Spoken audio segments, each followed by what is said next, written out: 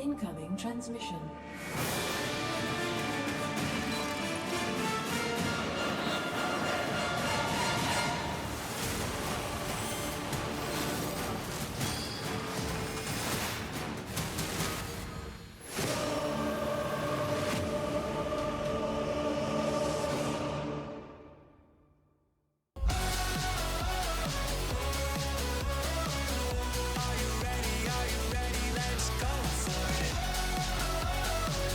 What is up, everybody? Welcome back to the GSL Code S. We're going to be wrapping up the round of 16 here today. Our groups are a little out of order. This is going to be Group C, but this is the fourth group we're doing here for the day. We had to move the groups for D and C here. So it's Group C, but it's going to be us wrapping up the round of 16. Yeah, and it's going to be, in my opinion, one of the most fun and interesting groups we have had in GSL in a long time. On paper, I think this group, if everyone plays to the best of their ability, to their peak form, it might be the scariest group of all time. But we have a lot of players that, you know, they've come back from the military service. They might not be quite as in shape as they were in the past. But most importantly for me here today is to see exactly how these guys like Dark, Cure, Stats, and of all people, Rogue are going to be shaping up today. Yeah, Rogue is back. And for me, at least, I'm going to be looking at Rogues a lot compared to the other players. I want to see, is he going to be in the kind of form he was in before? When Rogue is on top of his game, he's basically the best player in GSL. So it's going to be interesting to see how he performs. But again, this is a tough group. If he can get out of this group, it's going to be huge. But the lineup of players he's going against is really scary here. Yeah, this is a group of death for sure. And in fact, 50% of fans, more than that, expecting Cure to advance. I'm a little bit surprised Cure got that much. I feel like Dark should have scored a little bit higher here. Dark did have that kind of shaky season in the round of 16 a couple of weeks ago where he was taken out by, I believe, both Classic and Stats. I think ZVP was really his Achilles heel. But Cure also has just been one of these guys that seems like a perennial top 4, if not top 8 candidate. Yeah, I mean, he's basically brought a better iteration of himself every year. He's looking so strong, so solid. By the way, guys, we have 2 weeks off after this is done. That's right. DreamHack Dallas, and we'll be returning here on, when is this? The 13th of next month. June. Yeah. Yeah, so it's going to be a little bit of a drawn-out season, already only doing one day a week, and then we're going to have the gap there for DreamHack Dallas. But it should be a lot of fun. I'm going to be going to Dallas Tasteless. I'm excited for you. Excited to see the gamers there. That's right. I had all the gamers from me down there in Dallas. It's going to be fun when we get back here and start to go through the round of 8. And, of course, on the final day, we do the round of 4 and then the finals. So be sure to join us for that. If you want to buy tickets, the information is below on screen here. But, again, this after this group today here, 2 weeks off. Yeah, and make sure you get those tickets early if you can. Usually they don't sell out for the round of 16 or the round of 8. It's unlikely we're going to have a completely packed audience here today, but certainly as the tournament moves closer and closer to its conclusion, especially with the finals all on one day, you want to get those tickets as fast as you can. I think last season they might have sold out in something like 5 minutes is what they told me. They basically always sell out in like under 10 minutes. It's crazy. If you want to support the GSL, you can see we've already got, I guess they're going to show it in a second, a decent amount of support. There it is. Already, you can sign up to the Patreon or you can donate Star Balloons via the Freaking TV website. Yeah, get some cool perks. You can get the download the replay packs for the GSL. You can get behind-the-scenes videos and photographs, and of course, 100% of the money given to the donation, minus of course the Patreon fees because we don't really get that. Right, goes 100% into the prize pool. You are supporting your favorite players, keeping StarCraft alive. And here is how the round of 8 is shaping up so far. Group A, Mario Asu, pretty surprising result, him advancing into the top 8 here, as well as Byun. And then Group B, Hero Creator and DRG. I mean, this has been kind of a season of upsets, it feels like, with Su and DRG. I think DRG even got first in his group, if I'm not mistaken. Yeah, he did. He got out right away. Yeah, definitely a lot of upsets here. I mean, the fact that Raynor wasn't able to make it into the round of 8 really surprised me. And as well, Solar just kind of seems to be a little bit in a slump over the past year. And guys, let's take a look at the video for the group selection here in Group C. 김덕수 생각하실 선수나 혹시 종족이 있으신지? 토스전 하고 싶은데 다 친하다고 생각해가지고 좀 오고 싶은 사람 있는데 좀 제가 도욱이랑 한번 하고 싶습니다. 도욱아 한번 하자. 근데 소문이 너무 잘한다고 자자해가지고 소스 중에 좀 물어보고 싶은데 소스 중. 저는 안 뽑아줬으면 좋겠어요. 대엽이 형 추천해도 되나요? 도우기가 GSL 시즌 1에서 저를 한번 이겨서 저한테 아픔을 줬는데 그래도 좀 저랑 하고 싶은 사람이랑 해야 될 것 같아서 병렬이랑 하겠습니다. 재밌게 했던 것 같고 진짜 너무 군대에서 이제 항상 결승이나 뭐 4강 같은 거 항상 지켜봤는데 항상 보면서 너무 뛰고 싶었고 무대를 시간이 얼마 없는데 그 시간까지 좀 열심히 준비해서 도우기 한번 떨궈보도록 하겠습니다. 다음은 이제 그룹 C의 이병렬 선수. 토스전이 조금 하고 싶긴 한데 남은 토스가 좀 원하는지 저 현우나 대엽이 형 중에 려리가 더 깔고 전 GSL 연습을 진짜 열심히 잘 도와줬어요. 그래서 너무 고맙게 생각하고 좀 연습 때 좀 나 좀 치지 않았니 병렬아? 그래서 좀 안 뽑아줬으면 좋겠구나. 대답이 너무 마음에 안 들어서 대엽이 형 뽑겠습니다. 정현 선수 말이라도 한번 들어봅시다. 그래서 저는 딱 너무 원하는 그거였어요. 병렬이 형이 대엽이 형 찍어줬으면 역시. 좋았는데 사실 상관없었어요. 일단 더 좋은 선택지를 좀 혼자서 상상하고 있었었는데 그게 안 된 게 좀 아쉽긴 하지만은 네, 좋은 것 같아요. 김대 선수 어떤 선수 있나요? 지금 변현우, 박용호 이렇게 있거든요. 지금 남아있는 두 선수 얘기 한번 듣고 싶어요. 네. 제가 뭐 지난 시즌 상 가실 때 연습 많이 도와드리고 막 개념적으로도 많이 알려드리고 그랬잖아요. 그게 제가 좀 도움이 많이 됐다고 생각하거든요. 이대로 그냥 넘겨주셨으면. 저번 시즌에 대엽이 형이랑 좀 했기 때문에 이번 시즌은 좀 피하고 싶고, 그리고 현우 형이 이제 연습 많이 도와드렸다고 했는데 저도 이제 대엽이 형 한창 카토위체에서 열정 넘치실 때 정말 많이 알려드렸거든요. 만약에 그런 점을 생각하신다면 저를 그냥 보내주시는 게 나을 것 같아요. 그죠? 뭐야? 왜요? 진심 알려드렸잖아요, 제가 그때. 형이 들어보시면 다 알려드리고.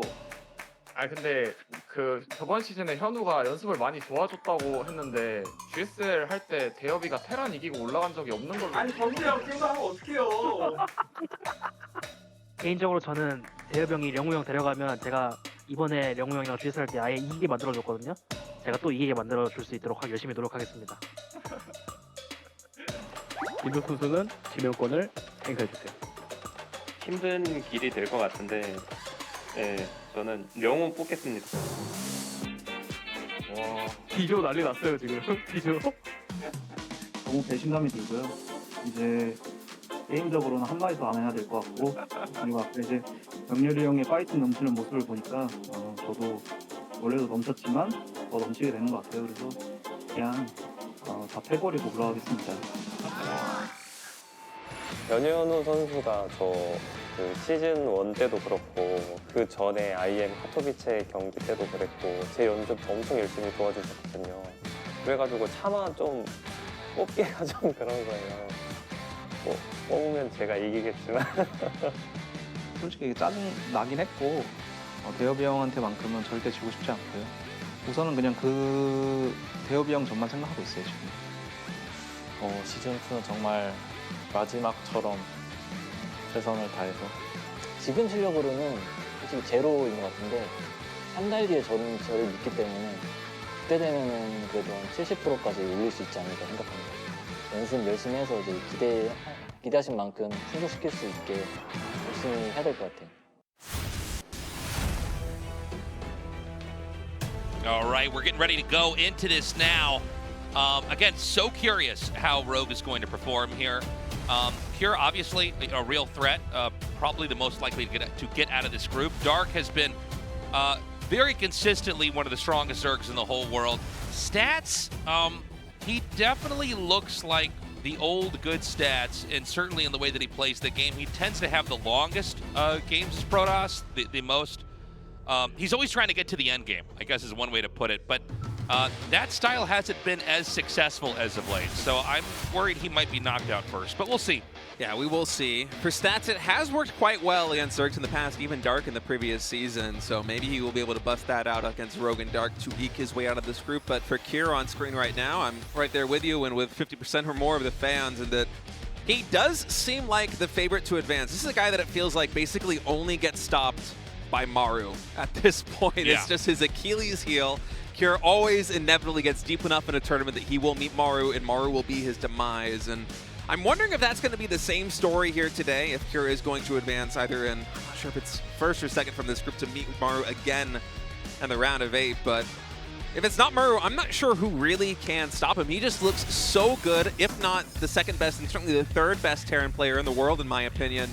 And Rogue, just a huge question mark. This is a guy that won, if I'm not mistaken, more than $1 million in StarCraft 2 prize money before going to military service 2 years ago. Yeah. So that's not Gamers 8 money. That's Rogue just hustling and winning World Championship money. I think has like some almost undefeatable record in Best of 7 series, especially in offline tournaments. He is the god of the big show, the god of big matches, especially offline matches.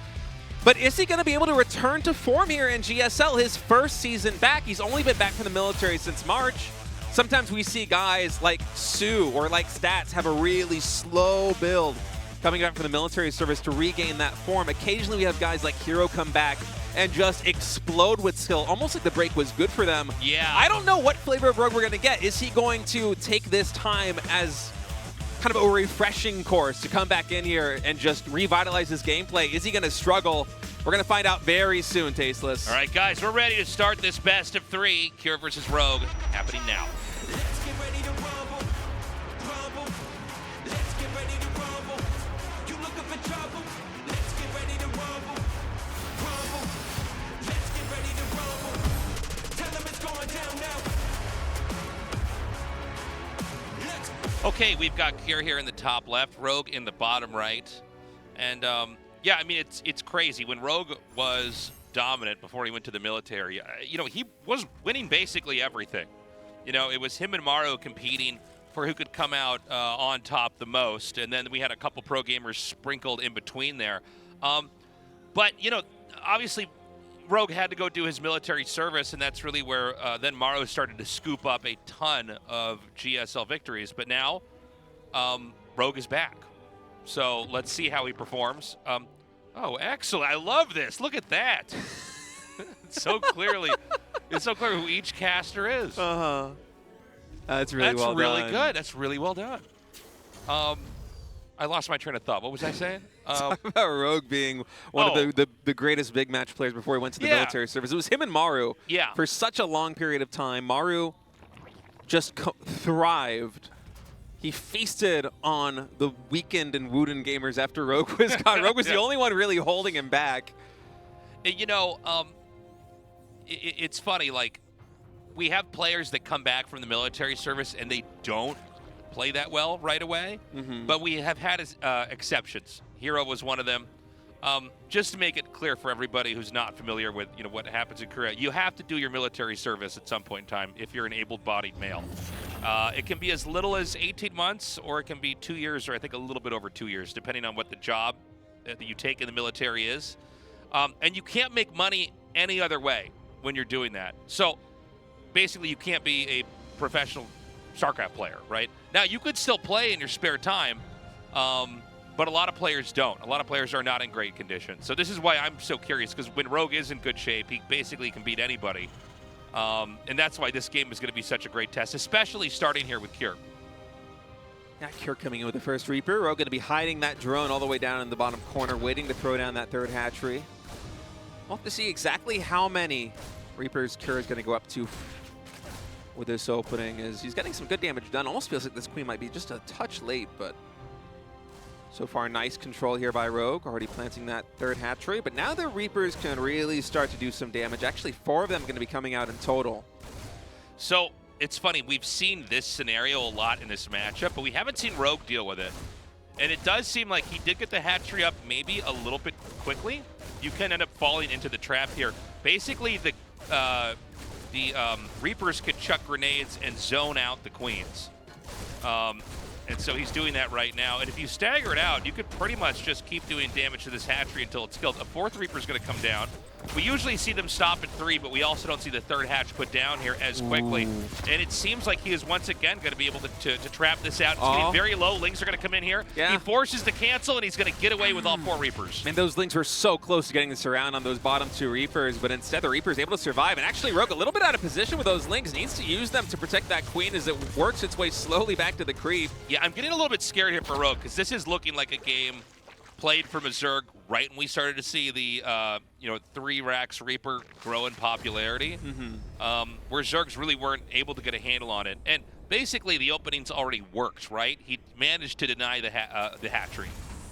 Yeah, hatchery went down here behind it, going for a 3rd command center and some Hellions to exert a little bit more map control, whereas Rogue, he did take some damage back at home. A lot of Lings were forced out, even wasn't able to really capitalize on the speedling timing because he just didn't really have enough with high enough HP to get the full surround there on the Reapers. And as a result, Cure now with those Reapers fully healed up and paired up with these Hellions should be able to get quite a bit of damage done. If not direct damage, then maybe forcing some Lings, killing some creep tumors.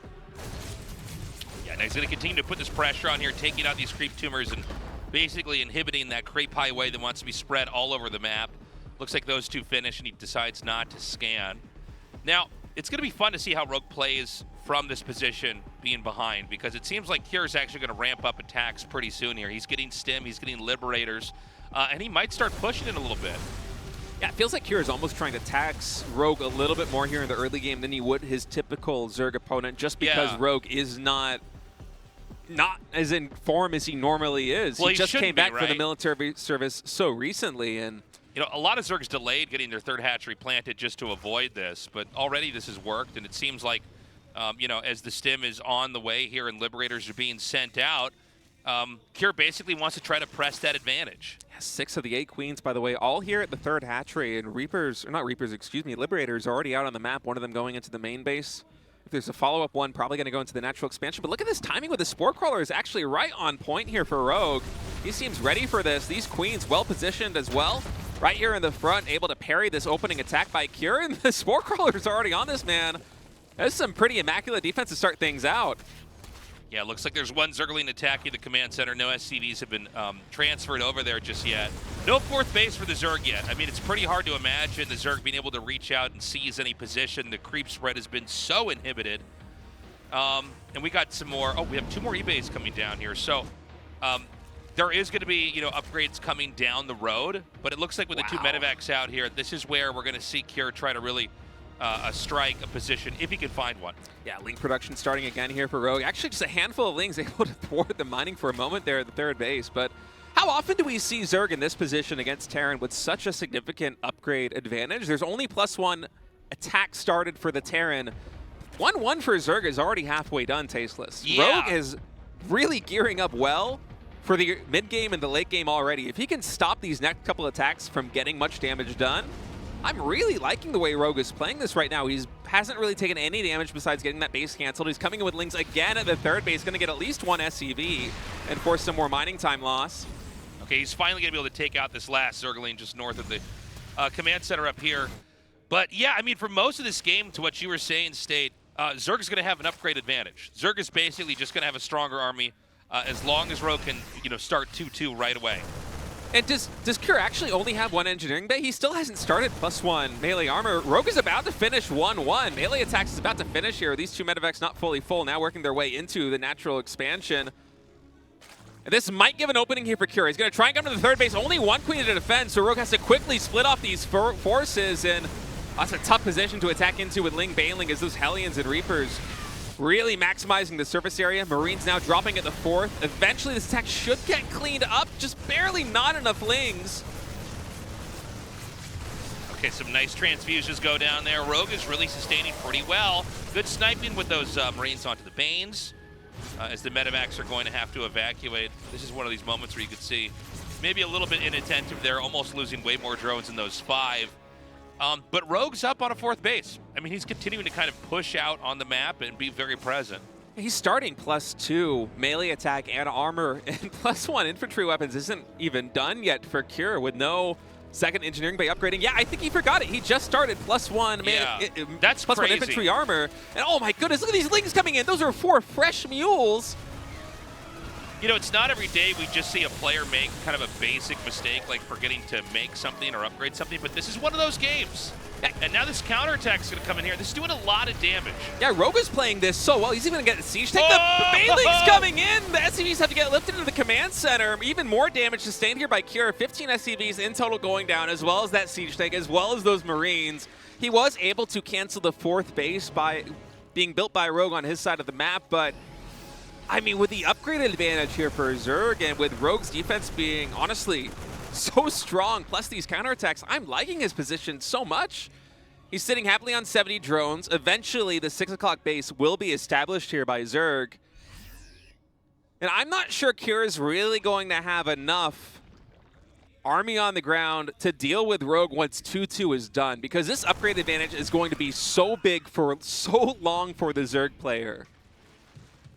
Yeah, I mean... Oh my goodness, my God. classic Here Rogue we go. tactic! It's like he never left! I know, that was so perfectly done. And he's actually going to try again. He burrows those two, but an immediate scan comes down. Some of the Banelings on the outside are morphing and will be gunned down before they can actually complete. I'm kind of stunned we're not seeing these just get insta-canceled. But anyways, here we go. It's going to be a push down here. Meanwhile, a big Baneling attack comes in. Hydra's up in the front. And, I mean, Rogue's going to be able to wipe this so easily. Wow, what a defense by a Rogue. The Ling's even getting surrounded here on the Marines. I gotta say, Rogue is looking so good. It's funny, we don't really see those Baneling mines set up very often. No, and that was his iconic play. Yeah, I feel like I haven't casted that situation in GSL in a while, and I guess, yeah, it was when Rogue was gone. But, you know, just putting things out like that, you can create these great opportunities for yourself, and that's exactly what he did. I mean, just Rogue's map presence is so attentive as well. He had those Lings situated there because he just knows that Cure, after losing that main army in the front, is going to have to resort to drop tactics to try and get some more damage done. And Rogue just with the Ehan sense to come in there and send the Lings at the exact right moment to spot the medevac coming in. I mean, his defense has just been so on point. Even now these medevacs working their way into the main base. Already one of them, luckily the empty one for Cure, getting taken out immediately by just 2 Hydras and a handful of Lings. And Rogue, he's working his way up to Hive Tech. He's already starting his Lurker Den. I am liking his play so much, but Cure is not out of this just yet. The upgrades are slowly equalizing. +2 infantry weapons is done now for Terran. And if Cure can find a way to start to slowly work into that 4th base of Zerg and not really let Rogue get the surround that he needs on the Marine tank, there is a world where he's able to get big damage done before the Hive Tech upgrades can come in. Yeah, this drop in the main is going to be wiped out. There is a push down here at 6 o'clock. The drones have all been pulled behind the minerals. The Hydras, the Lings, and the Banes are going to come in. I think Rogue can barely save this. Those Lings quite far forward, and actually Lings being able to get a good surround on a lot of them, and Rogue's just going to take the fight. He's boldly moving in. Hydra's focusing down. The siege tanks will then work on the medevacs as the Ling Bane just chase the Marines away. It's like, man, no Banelings necessary here to win these fights. Well, it's +2 melee attack to +1 infantry armor because Cure forgot it in the early game. I mean, Cure dropped the ball. It's very rare in a GSL we ever say something like that someone just forgot to make an upgrade. But yeah, 2 E-bays and only one of them was getting the attack upgrade. The armor never really started, and so it's very, very late now. And that's why we're seeing a lot of these mismatched fights in the middle of the map where Zerg, you can see they'll kind of peek in, back away, and then go, no, I can actually kill that, and then just flatten it. God, and even the one burrowed Zergling here for Rogue. Oh, he has another one right here in front of the 3rd base. He's playing this so well with the burrowed Banes, with the burrowed Lings getting map vision. It's like he has creep where he doesn't even have creep. He just knows where the Terran is moving. And now look at this Lurker count balloon here for Rogue. So many Lurkers out already. Seismic Spines is getting research. Cure is now being made aware that he's going to have to deal with this position, and Rogue is going to use that to anchor the defense and then go for the counterattack with all his Ling Bane. This could be huge, Tasteless. Yeah, he's going to try to get up into the main. The block is pretty tight, so he's not able to actually surround that with his Lings. He eventually spills through, and he'll be hitting both the 3rd base as well as the natural. But look at the Lurkers and Banelings here, defending the 3rd and the 4th base of Rogue. Oh, he's going to move right forward on top of the Marines and the tanks with the Lurkers, really just disrupting this positioning for Cure. Cure even having to lift that siege tank to keep it alive as he's going to rotate all the way to the 4th base. Behind this, Cure did clean up the counterattack by Rogue. Only 12 SCVs went down, but look at these Lurkers, man. They are so brave, just marching forward, sieging directly in front of the siege tank. This hatchery is even going to survive. What a defense by Rogue, man. He is looking so strong against one of the best Terran players in the world here in Game 1. I mean, this is pretty wild. Kjær just can't get anything done on the map. Oh my god! Now there's going to be an opportunity to counterattack over at the 4th base for Terran. Rogue is looking so scary. Rogue has almost been more cost efficient than a Terran through the mid game, which is something we basically never see in this matchup. Yeah, normally the edge that Zerg has is they can kind of throw everything at the Terran. If the Terran doesn't control perfectly, you know, then the Zerg just gets out way ahead. But every attack's been shut down. Zerg is nearly maxed out again. And I think, you know, we're going to see a not like even just a small counterattack like this, but probably a full-on a counterattack in just a little bit. Yeah, man, I love this play by Rogue. Notice that Ling burrowed at the 4th base. He didn't burrow it to block the command center because he wanted this situation to occur. Yeah. He wanted the CC to land so that he could send it to Lings and get way more value than just delaying the CC. As a result, 10 SCVs go down. Kjær is stuck below 40 workers in total. And yeah, he is working with, oh god, wait, it's still only 3 command centers. He lifted the main. Oh, Kjær I didn't is even notice feeling that. the You're right. pressure. Dude, that's so funny. I thought that was his 4th CC. It's not even. Yeah, I don't know if it's possible for Kjær to take this game from here. It just seems like we're probably going to have, you know, another attack come in here and break this position. The CC's actually burning down, by the way. It's not being repaired. And more Lings coming in. The siege tank not sieged up. I mean, these Lings just getting so much done. Almost got that siege tank taken down. That's just it. Kjær knows he does not have a chance against the fully armed Rogue. And he looked so good, Tasteless. We were talking before the show about what kind of Rogue we're going to be seeing today. If it's going to be a slow build for him coming back to championship form or not, but he just took down one of the best Terran players in the world, and he made it look easy. And Kjær did not play that one perfectly, but Rogue made it so hard for him to actually navigate that mid game with the burrowed Ling spotters, with the burrowed Banelings, with the counterattacks, with the super fast lurker tick, which I feel like we almost never see in this matchup anymore. Yeah, I feel like, right when I saw it, I went, oh, that's funny. This almost looks like a StarCraft 1 comp or something where you have lurkers like later on in the game versus Terran. Anyways, Rogue dominated, could not have played better. Kjær had a very good start, missed an upgrade, but I think even if he had the upgrades, it just seems like Rogue was, you know, navigating the entire fight so perfectly. I don't know if it would have changed the game had Kjær not missed a beat. Anyways, guys, Site Delta here for map number 2. Let's go. Let's get ready to rumble, rumble. Let's get ready to rumble. You looking for trouble? Let's get ready to rumble, rumble. Let's get ready to rumble. Tell them it's going down now. All right, Kjær spawning in the bottom right is the blue Terran. Rogue in the top left. Okay. As the red Zerg, and if you can't beat him in a macro game, Tasteless, you know what time it is. Time to cheese him out. So is this going to be 2 or 3 SCVs sent out? I Looks only like see just the 2. Okay. Because we've had the 3 racks used as well. And of course we've had it where it's 2 racks and then the 3rd racks is hidden. Oh, look at this spot that he's going to plant this as well. I'm not sure I've seen this proxy location before in TBZ on Site Delta. It feels like it's hiding in plain sight. Yeah, well, I mean, Zergs have gotten so good with their scouting pattern with the Overlord. You see the first Overlord moving down into the 9 o'clock base and then going to be moving kind of down the pathway where Terran would potentially plant barracks if they were going to proxy them in most situations. And the second Overlord as well is just kind of moving horizontally across the top 4th of the map. So I'm not sure Rogue is going to spot it. This might be the situation where the Overlord is barely going to miss the 2 barracks right in the center of the map. But Rogue behind this, he's not playing super greedy. He's getting his spawning pool and his gas up relatively quickly behind that hatchery.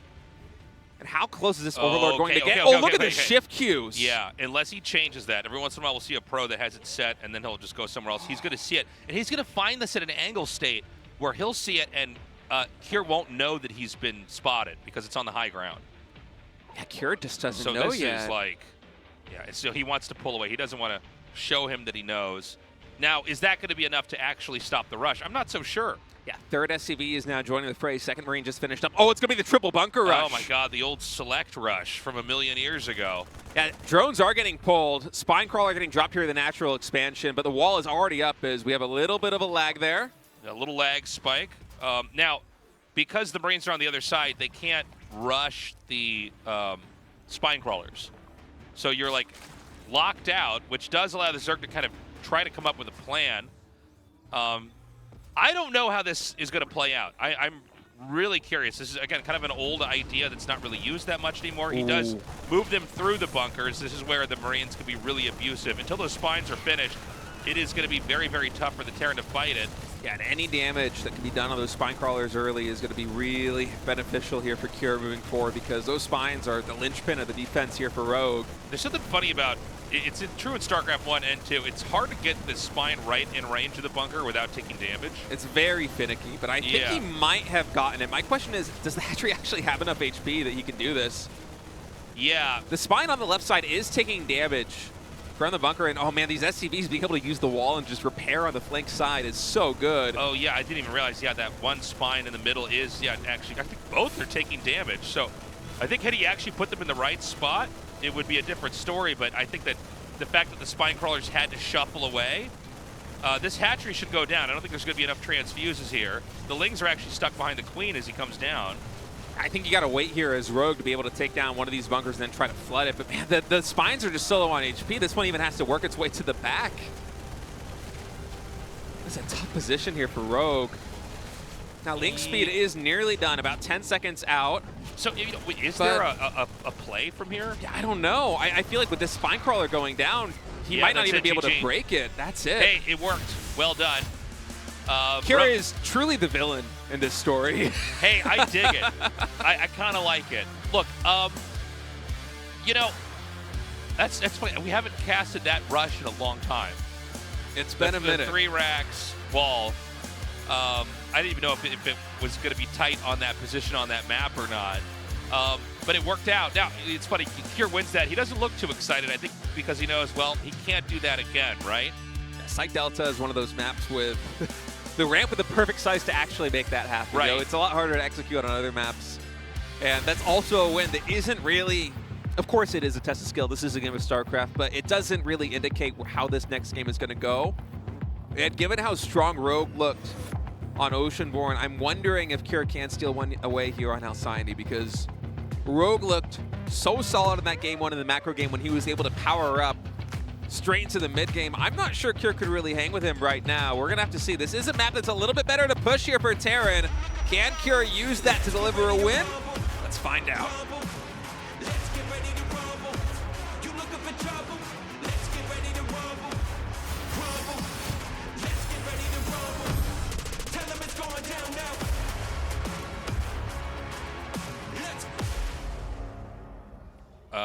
Okay, so Terran here in the top right, Zerg in the bottom left.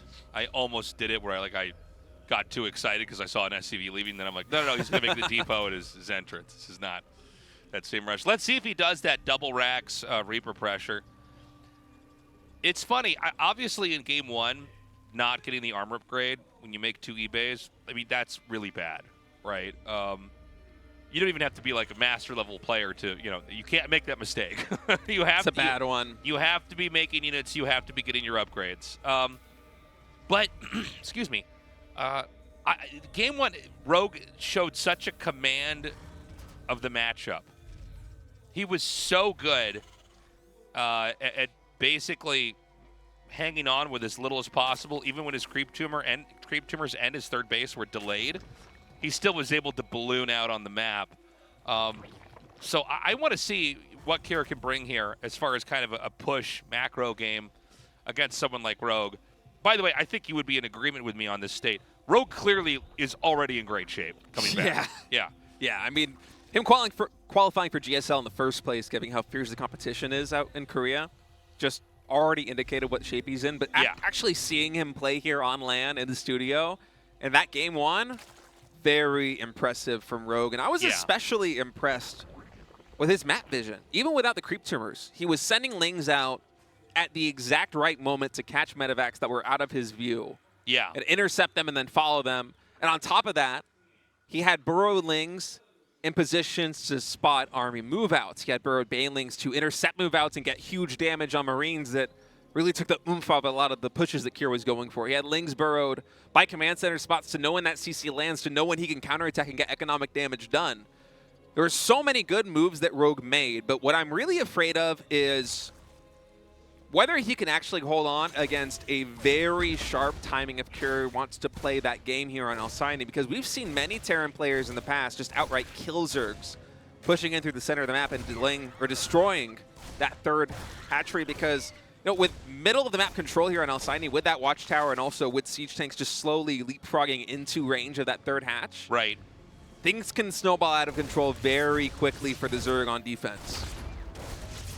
I'm not sure Rogue will really be able to spread out across the map and control territory quite as well as he did in game number 1, if that is the build that Cure goes for here in game number 3. You know, it's funny, we were talking about what good shape Rogue is in right now, just seeing how he won, game 1. And I mean, game 2, I think, just kind of speaks for itself. The strategy, was pulled off. The rush worked. But it's also funny because it did also look like a game where Rogue wasn't comfortable with the 3 Reaper opening. Does that make sense? And the thing is, you can have both of those worlds. You can have a game where the player is like, okay, wait, what is going on? These Reapers are hitting me so fast, and then still deal with it and win. Even this game, Rogue seems a little bit He doesn't seem as good as the other Zerg players at just stopping the rush immediately. You know what I mean? Like, when you get hit with these kind of attacks enough, you end up with all these little protocols that kind of shut down any of the moves they're going to do. You can see he doesn't have that yet, so he's probably taking a couple more bruises than he needs. At the same time, he's still getting to where he needs to be. He's still kind of macroing and ballooning out on the map. Yeah, Cure this game going for pretty similar build to previously. This time 3 Reapers instead of 4, going into the double Hellions with a really quick third command center. Liberator all the same. Last game, or game number 1, I guess I should say, game 2 is so fast, it almost feels like game 1 was the last game. Rogue was very on point with his queen positioning and his spore crawlers. He had, I think, 6 out of 8 queens, all defending the third and the natural against the ground attack, against the Hellions, against the Reapers. He was able to parry that very effectively. And then with just the 2 queens left over, was able to completely thwart the harassment that Cure went for with the Liberator. I'm hoping the story is going to be the same here for Rogue, because I feel like he really needs things to go his way here in the early game if he's going to survive in the mid game against Cure on this map, because Cure is one of the best Terran players in the world at pushing through the center if he really wants to push through the center. So the roaming is going to continue on. This is, in a lot of ways, a recreation of game 1, by the way. We've got the Hellions and the Reapers out on the map. We have the Liberator being sent to... I'm sorry, where did the Liberator actually go? I can't find it now on the mini-map. Yeah, where is it? I think it's all the way... I think it's going towards a 9 o'clock position right now, if I'm not mistaken. Yeah, over here. I see it now. There is an Overlord to spot it, so Rogue should not be caught with his pants down here. He is making 2 more queens, so 1 in the natural, 1 in the main base, and also Spore Crawlers, once again, although it's off camera, you can see on the production tab, they just finished up. So this timing here is impeccable from Rogue. Game 1 and Game 3, he seems to really have a good feel on how this build develops for Terran, and that's impressive too, considering this kind of 2 barracks on the low ground Reaper play did not really exist back when Rogue was in his peak form. This is something relatively new. This is hyper modern, what we're having here. I feel like we saw it mostly with Beyond, but it seems like everybody's just sort of picked it up. By the way, Beyond not always the guy that's dictating builds in the matchup, but it did seem like he was the one that really made this one kind of a mainline build. This time, Cure not forgetting +1 infantry weapons as 1-1 starts here for Terran right away. 1-1 for Zerg should be soon behind. Really quick burrow as well, so certainly going to be seeing more burrowedlings and banelings. So he takes out that Overlord. The classic, pressure move onto the 4th base. This is one where he would ideally want to force a cancel. I don't think it's going to happen. He is going to come in here. Sweep through. Does get a couple drone kills. It's going to be harder to do more than this. I like the Liberator over here on the side. 6 drones actually already going down to these Marines and to the Liberator in the main base. And actually, I'm a little bit worried here for Rogue. He's out of position for these 2 medevacs dropping into the main. Yeah, I'm a little bit worried for Cure too, though. I mean, Cure doesn't normally go this deep into the game here. I think he's really searching for damage. That medevac solo on HP. Bailing speed not done yet, so Cure can really micro this, especially off creep. Yeah, if he can get the queen, he's going to have a much better time. Those are the only 6 Bailings that Rogue has right now. They're getting focus fired down there by Cure really well, but they do finally get some good connections, and a medevac falls. That was a really interesting interaction that we had back there. That could have gone either way. Rogue barely wins that fight, and now the pressure from the drops is no more. the Hellions and the Reapers do come in and wipe out some Creep Timbers, but overall I would say that this is, it's going fine for Rogue right now. By the way, 1-1, did not miss any upgrades. Everybody's hitting their marks on the upgrades, so this is a game where we're going to be, for both players, where they're supposed to be as things develop, unlike Game 1. This is a little bit more typical of a TVZ with Terran just a step or two ahead in terms of the upgrades compared to the Zerg. I love those 4 injured Marines just coming back again, trying to get some damage. So funny. He's like not looking to. They just get blown up. Actually, this might get taken down. It's going to go through a Spore Crawler. These Queens moving forward. Can they get the shots off? No. Line of sight blocker, but so close. And now the push is going to come through the middle. 3 siege tanks. All of the Reapers and Hellions survive, by the way, so they're going to be able to transform into Hellbats, and those grenades also against the Queens could be quite useful here for Cure. And this is what we were talking about at the start of the game. This push to the center can be very difficult to stop here for Zerg. Hydra's only just now starting production. Baneling speed is done. 1-1 completed for both players. I think Rogue might have barely enough to hold on against this push, Tasteless, but it's going to be close. Okay. This is a push, but it's not that much of a threat yet. It hasn't, you know, normally the threat really starts when one tank can start to hit the hatchery. That's where the clock is put on the Zerg. They have to do something to deal with this. Right now, Rogue is basically able to stay back. He's not going to be losing workers. His hatcheries are still not taking any damage. And I don't know how much further forward Cure can get from here. He's going to instead try to use these Marines to come out, stem, maybe hit the hatchery when he can. They had some drones being transferred over there to that base, the 5th base here for Zerg right now.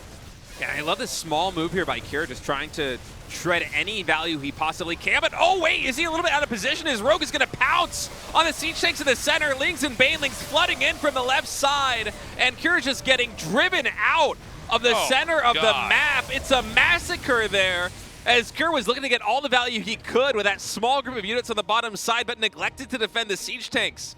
And suddenly the anchor of his defense in the center of the map is gone. He's going to have to reinforce, but I'm worried now for Cure that Rogue might have just taken a little bit too good of a fight, because this next round of production is going to come through with more Hydralisks, with more Banelings. Cure's army on the ground is still larger than Rogue's, but that was a big win, I think, for Zerg. I'm worried that if this next push is wiped out, it's going to be way too hard for Terran to get a 4th base up here. He's coming in here immediately after this. Maybe Cure was a little bit too slow to reinforce, and that's why that push was wiped out so cleanly. Marines almost got fully surrounded there by the Lings. Gotta be careful there as Cure. It seems like he's gonna be setting his eyes on this 6 o'clock base as the primary target. Liberators now also in double production, as medevacs have stopped, and Cure really wants his hatchery on the bottom side. Your eye on the minimap, by the way. I think he can actually get this hatch. He might be able to, but keep your eye on the minimap, Tasteless. There's a big arc set up by a Rogue. Oh, he goes for it. He just targets it down. Interesting to see that Rogue never tried to dive in and save it. Clearly he thinks that maybe that would have been an overextension. Bailing's on move command, actually able to get some really good hits on those Marines. This army here for Rogue, very strong. Liberators sieging up. This could be his time to go. Hydras and Queens trying to focus down the Liberators. Banelings and Lings both on the top and bottom sides, not getting the best connections. Those siege tanks are in such good defensive spots. I think Cure might have just broken him. Yeah, I think you might be right. That was a little bit of a sloppy attack. A lot of those units wrapping around the long way, and the tanks just able to optimize their damage. It really makes you appreciate this position on the map and that big cavity in the middle, and how the tanks can be set up, bringing it around that. And just so many extra shots are going to be connected. The next move is going to be to try to come here onto where the 3rd base is. There's going to be another attack down here. Banes are going to be trying to come right through the middle here. Yeah, Marines microing away from the Banelings, so those connections don't come through, and they don't. I think that's going to be it for Rogue. I think he's dead. GG. Okay, that was a hell of a match. Wow. That was a great match. Cure does win, but man, he had to work for it. Yeah, Rogue looked pretty good with that first defense, but the follow-up attack just a little bit too much. We were talking about it before the game even started, that on Saiyani Cure with these pushes through the center of the map can be so deadly, and that's the kind of thing that unless you're completely on your game, as Zerg, it can be nigh impossible to defend there. And Rogue, although he showed how well he can play kind of to the beat of his own drum there in game number 1, where things can just flow freely, when he has to play that really tight game there in game number 3, he did struggle a little bit. That's the kind of thing that takes time coming back from military service to really iron out. Yeah, well, You know, here moves on to that winner's match. Guys, we're going to have a short break. Coming up next, match 2 here of Group C. It's going to be Stats versus Dark. You do not want to miss it. We'll be right back.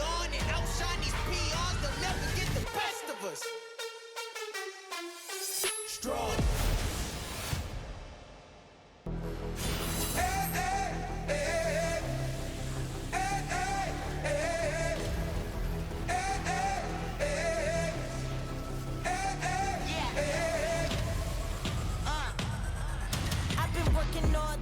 Yeah, I hustle all week. I've been grinding every month. Every year here comes the beast. All the haters try to doubt me. I don't even have to speak. Cause the proof is in the pudding. They gon' put me on repeat. Told my people watch, just you wait and see. Keep it going around the clock. There's only one of me. Sundown the sun up on me lead. I don't recognize defeat. Yeah, I specialize in triumph. You can't never mind this, never mind. What's the difference between heroes and villains? All it is their opposing missions. And I already know how it's gonna end, cause I knew from the start that I was born to win. I got medals round my neck. I'm cashing everybody's check. When it's sink or swim, I was born to win. I got medals round my neck. I'm cashing everybody's check. When it's sink or swim, you can't stop me. I was born to win.